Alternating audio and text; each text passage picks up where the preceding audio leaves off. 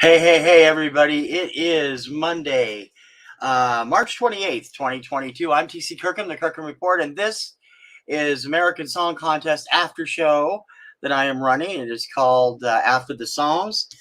Week 2 is in the books, and let's go over what's going on. Please feel free to drop in and shoot me a comment if you're watching. I'd love to see what you have to say about tonight's show. 11 more performers perform tonight. We opened the show with the official announcement of who is moving into the semifinals next week.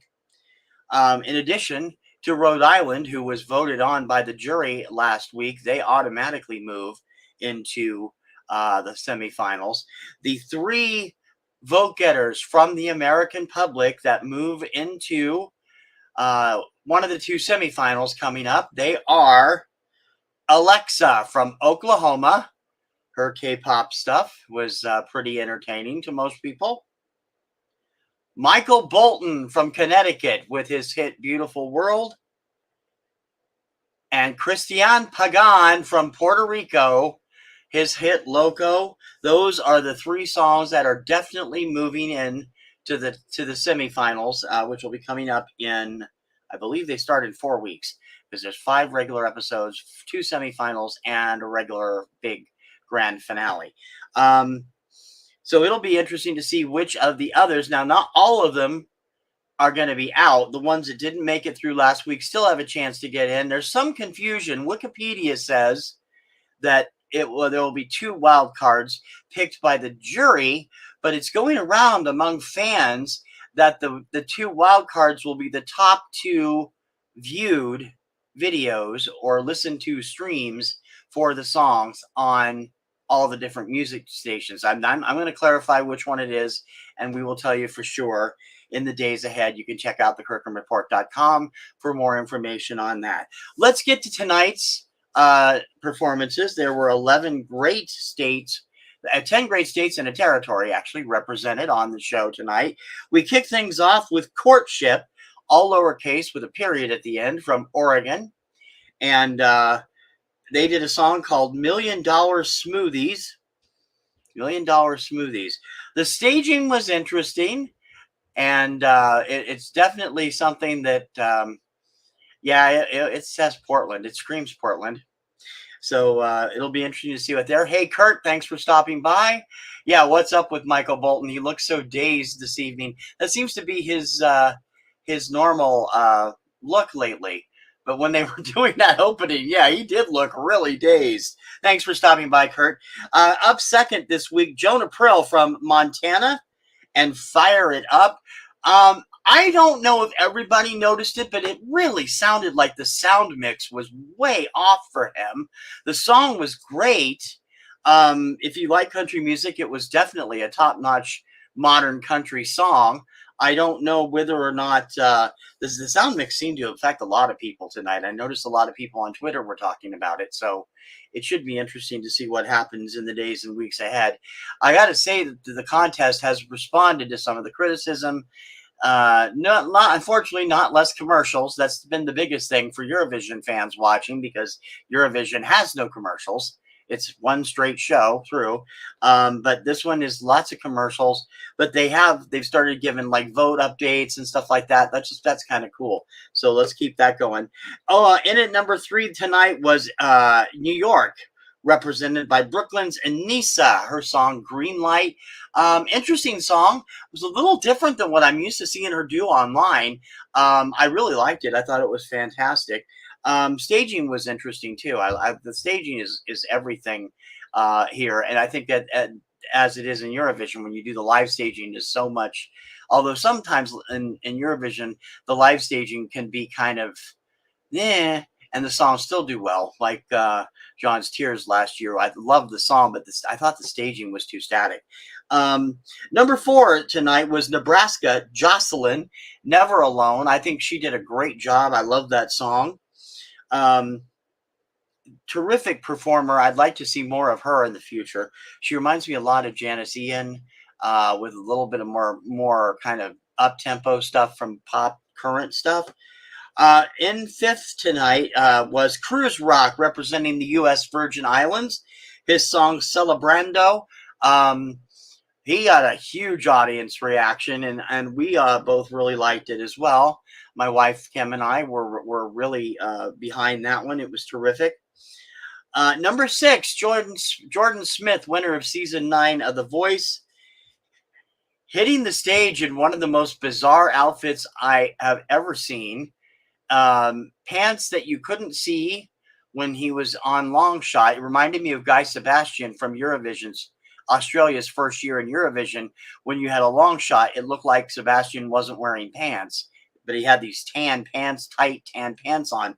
That's the way Jordan's came across tonight too. And then he had the white hoodie under a suit jacket. Weird look, but oh my God, Sparrow knocked it out of the ballpark.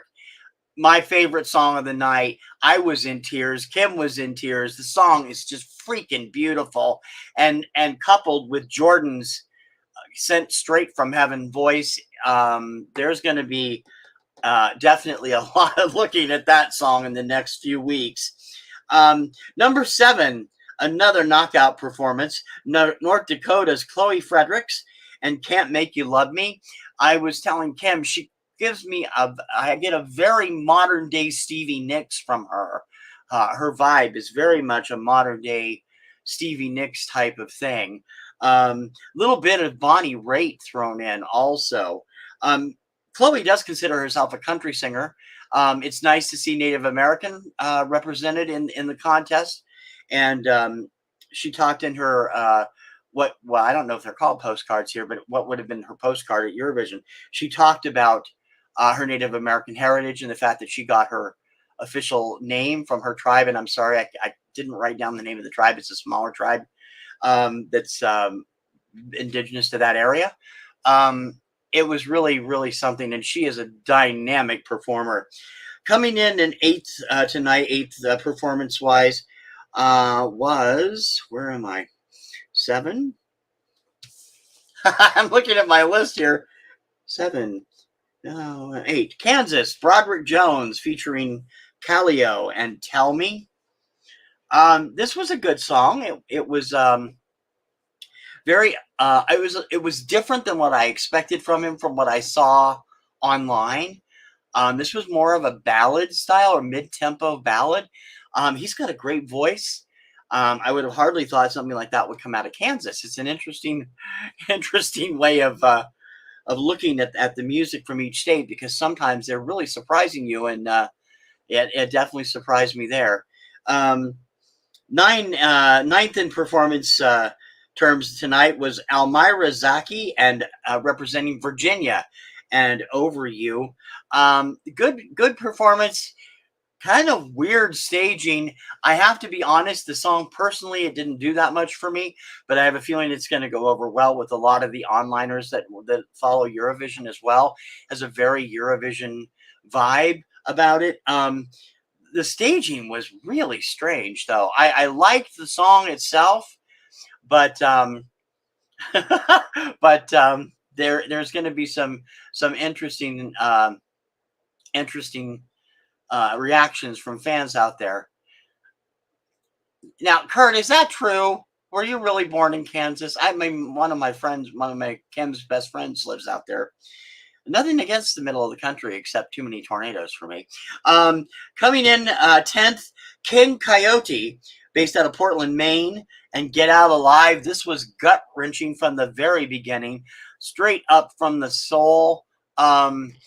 A lot like what I've seen online from him. This guy is a popular club player in Maine, and I really hope that it will really show off in what he does if he gets to go through, because I really like his sound. I like his vibe. We'll see. We'll have to see what happens. Rounding out the night for Ohio, Macy Gray, featuring the California Jet Club and Mano. And I've lost the song title on my list. Let me go look it up real quick here. Macy is an acquired taste. I've always thought she's really, really good, and I will always like her. The song itself was a great lyrically uplifting song, and the title of which is every night. It was a terrific sound, and all the choir and the help with other people behind her. It was a rousing number. I think everybody could end up getting behind. We'll see what happens. So those were the 11 performances tonight. In between the performances, we got the usual lame comedy from hosts Kelly Clarkson and Snoop Dogg. Number one, the outfits on the hosts were way better than this last week. That polka dot monstrosity that Kelly Clarkson had on last week was just awful. Tonight, the leather looked much better. Snoop was much more laid back. They accepted homemade quilt-style blankets from Chloe Fredericks of North Dakota as gifts that she brought for them for being in the show. They talked a little bit to courtship, had them do a couple of questions about Oregon. We got a couple of Snoop's the truth thing, or just saying the truth, or just telling the truth, or whatever it was.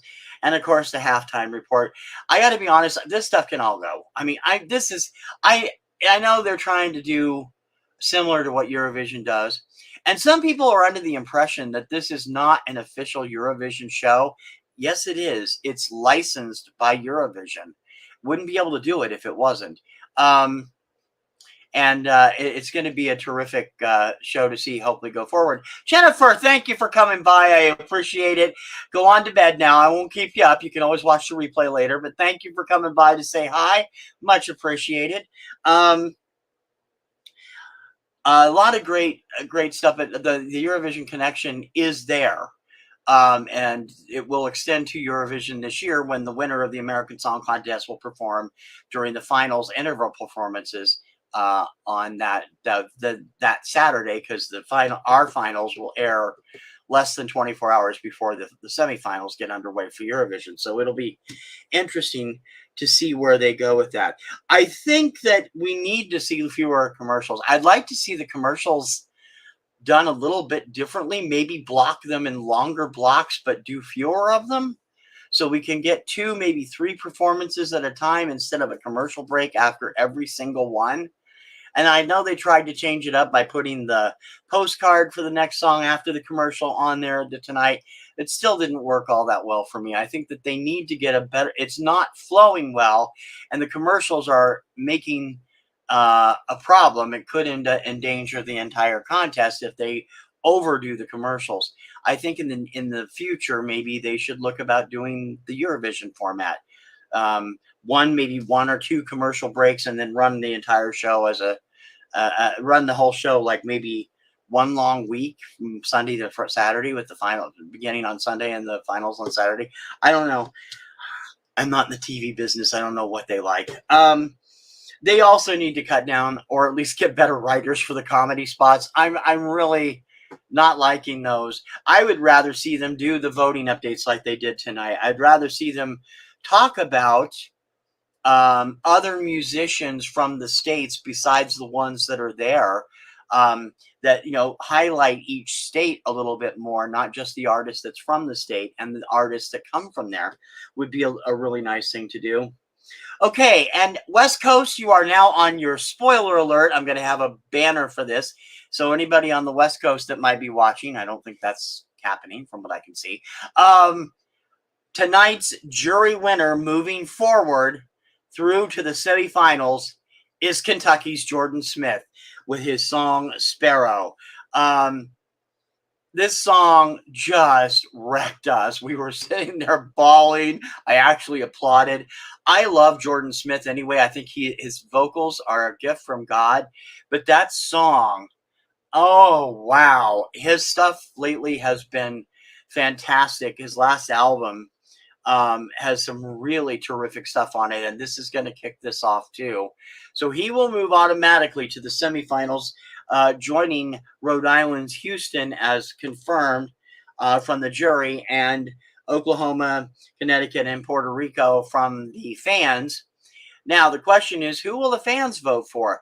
Well, the fans weren't quite right from the YouTube count this week when I checked it for Saturday's Kirkham Report episode.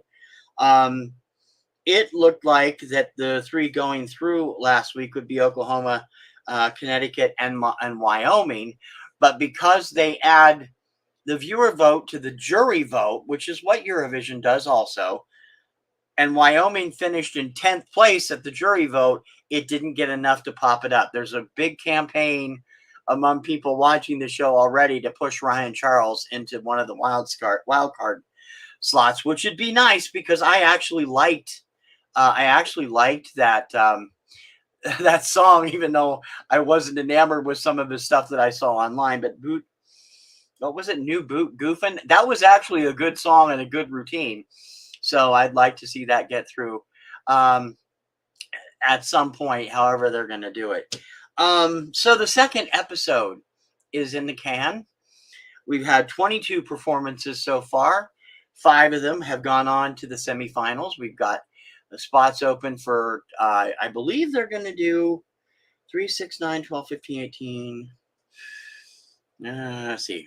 3, 6, 9, 12, 15, 18, 19, 20. So they're doing 15 viewer, 5 juries, and then there will be 2 wild cards. The semifinals will also each have 11 people. So there will be a wild card for each show, I'm assuming. And like I said, I will check into it in the next couple of days. Wikipedia says it is happening from the juries will vote on that, but Scuttlebutt Online is that it's actually going to be determined by the total views for the videos and the total listens for the songs on Spotify, Amazon, Tidal, so on and so forth. It's been a lot of fun, and I'm glad everybody has come back. Hope that you guys will continue to watch the American Song Contest as we go through and head to week 3. And I will be here live with this right after it to talk about the show, recap it, give my opinions. My personal opinion tonight, I love Jordan Smith. I love Jocelyn. I love Chloe Fredericks. Macy Gray is really good. Cruise Rock is really good. King Coyote, really good. We'll see what happens in the future. Thanks for watching. We appreciate it. And I hope that if you haven't seen it here, you can still comment below if you are watching the replay. And don't forget to like and subscribe to the Kirkham Report for all the latest American Song Contest and Eurovision Song Contest news. And check out my Saturday show every Saturday afternoon, where I also update the latest stuff. Until next time, I'm TC Kirkham, the Kirkham Report. We'll see you soon. Ciao, baby.